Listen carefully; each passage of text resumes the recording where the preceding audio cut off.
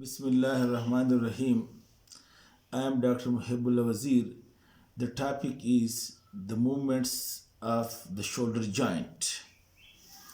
We discussed that the shoulder joint is the synovial joint of ball and socket variety, multi-axial and freely movable joint. Which movements are permissible? Look, this is the anatomical position. When the arm is taken from the anatomical position across the front of the chest, this is flexion, and taking it backward, this is flexion, and then taking it posteriorly, this is extension, and again this is anatomical position. This is abduction. This is also abduction, although the arm is not brought more to the rear, but it is continuation of abduction, and it is called as overhead abduction. And then this is adduction. And now this is anatomical position. Look, this is medial rotation, and this is lateral rotation. And then the circumduction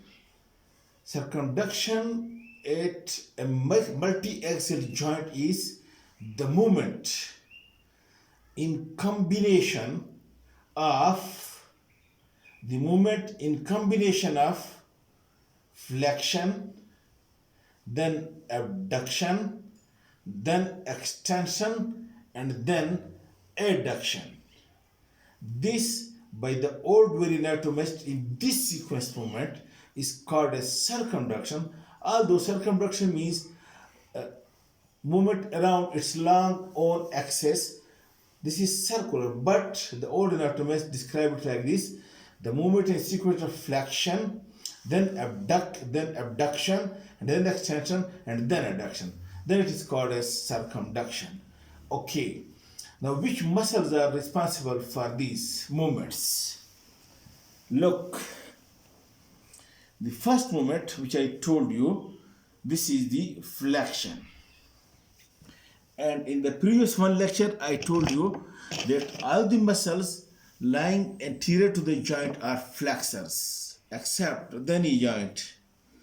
Now look over here, which muscles are anterior to the joint. Look, this anterior part of the deltoid lies anterior to the shoulder joint. Then this clavicular head of the pectoralis major lies in front of the shoulder joint.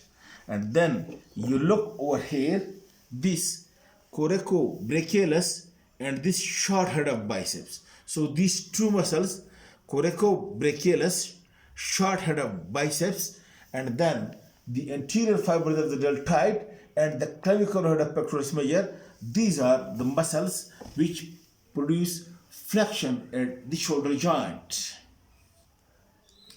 Now the opposite movement is the extension, and I told you extension is the movement passes that take the arm posteriorly. Now those muscles which lies at the back, they must be responsible for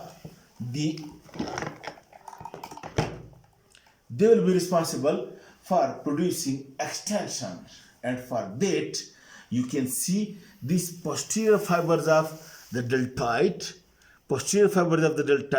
and then you can see this latissimus dorsi muscle, this, and of course to some extent then the teres major. So the muscle lying posterior fibers of the deltoid, and then the latissimus dorsi, and then the teres major, these are responsible for extension of the shoulder joint because they would bring it posteriorly. All right.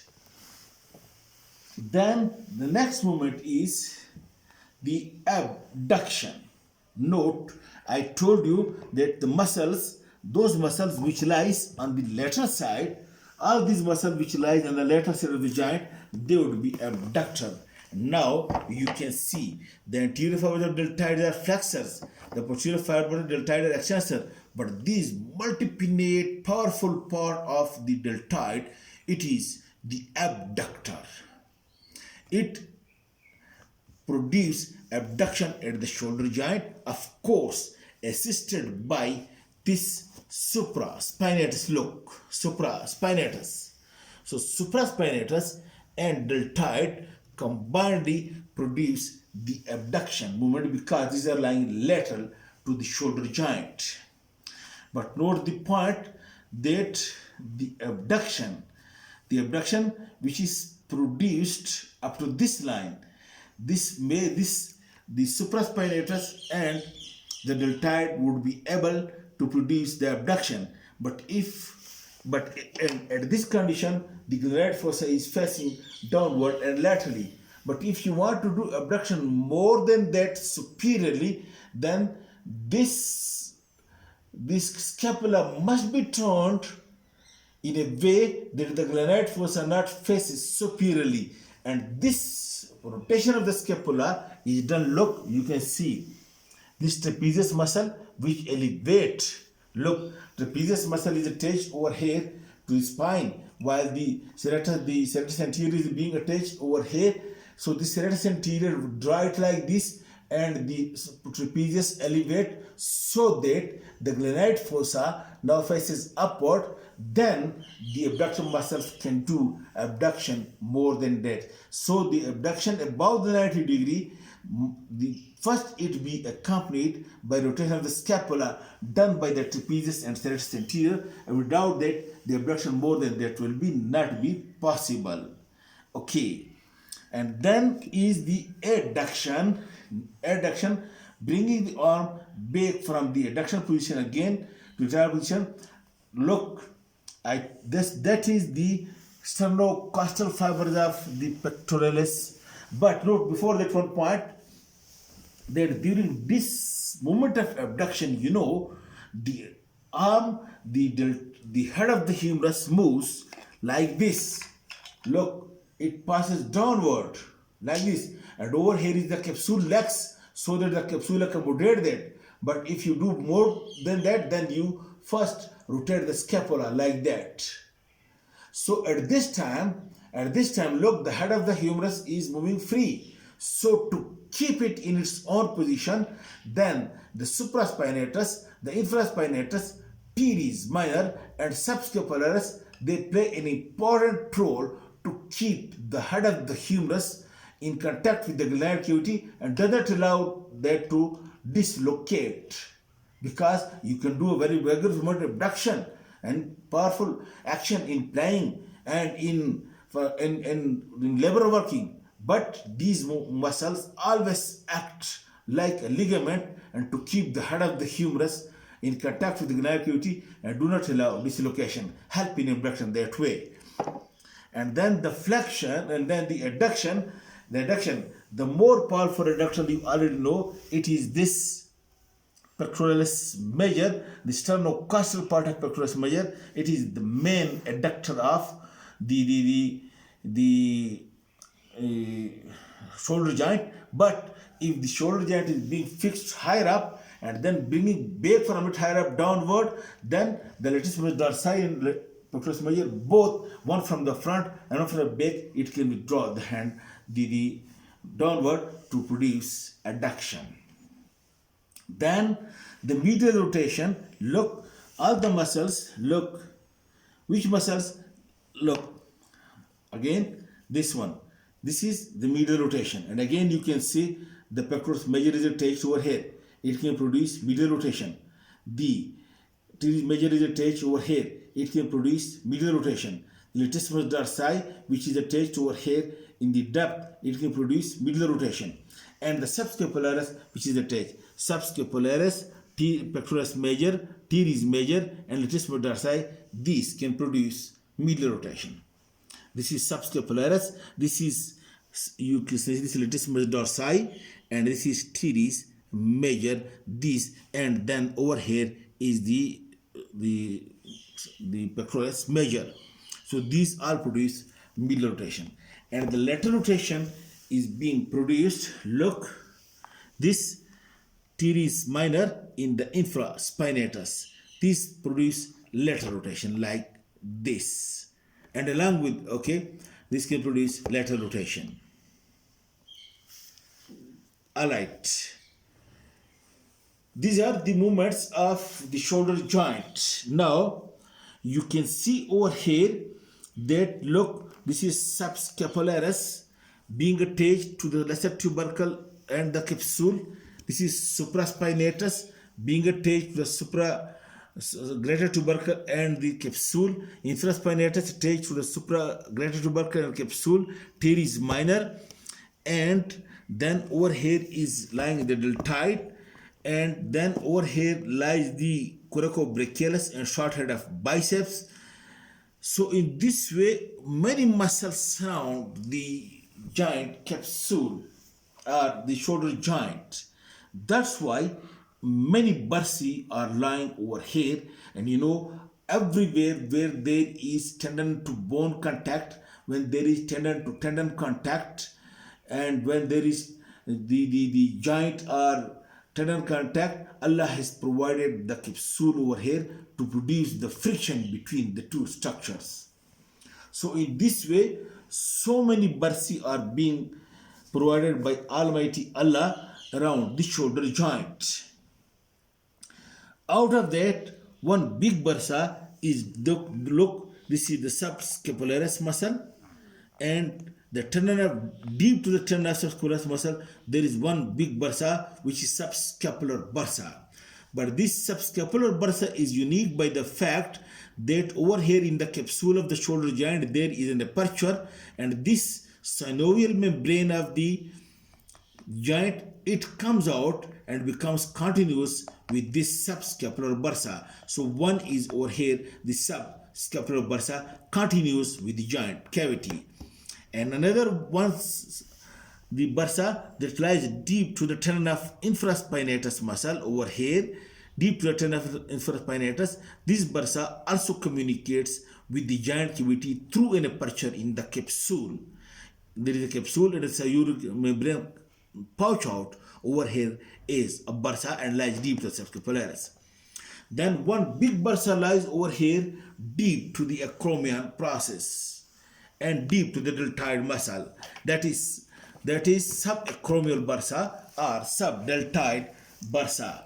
And these bursae are very big over here, lying deep to the deltoid, and you can see these bursae only when you remove the deltoid. But these bursae do not communicate with the joint, and you can see over here, this is the subdeltoid bursa, and this is the subacromial bursa. Okay, this is the subacromial bursa and the subdeltoid bursa, this big bursa, but this does not communicate with the joint cavity. Then one bursa also lies over here superficial to the acromion process, between the skin and the acromion process. This is subcutaneous bursa, and one bursa over here lies deep to the supraspinatus tendon. Okay, and there may be a bursa over here between the tendon of coracobrachialis and the joint cavity, and there may be a bursa over here between the tendon of teres major and latissimus dorsi. In this way, somewhat 8 bursae lies over here: subscapularis, subacromium, subdeltoid, subinfraspinatus, and supraspinatus, subscapularis, and this deep to these two tendons. Somewhat 8 bursae lies around the shoulder joint. Now, then you note, because the shoulder joint is very movable, free movable joint, and you perform a lot of movement in it, that's why these bursae, some of the bursae may get sometimes inflamed or injured, especially they deep to the supraspinatus, which lies just, look, the supraspinatus just lies above the head of the humerus, and then if this supraspinatus bursitis occurs, then it will be painful, and you say that is supraspinatus bursitis. And then the tendons of rotator cuff muscles, this subscapularis, supraspinatus, inferior teres major, especially the supraspinatus. This tendon may also get inflamed, also due to the movement of the head of the humerus, and this, if occurs, then it is called as the rotator cuff tendonitis, that these tendons get inflamed. And then when you ask the patient to do abduction, when the patient reaches to 60 degree and above that abduction, then it will be painful. Then you say it is rotator cuff tendonitis. And then you give analgesics and rest. And but if sometimes this rotator cuff tendonitis become inflamed so much that over here is a formation of fibrous tissue over here, and then this formation of fibrous tissue, then what we call it is the frozen shoulder. Then the patient movement of the joint is being limited and it is being painful, especially in abduction. If the movement is possible and not limited, then it is rotator cuff tendonitis. But if the movement is painful and also restricted, then it is frozen shoulder, that is the joint is being freezed.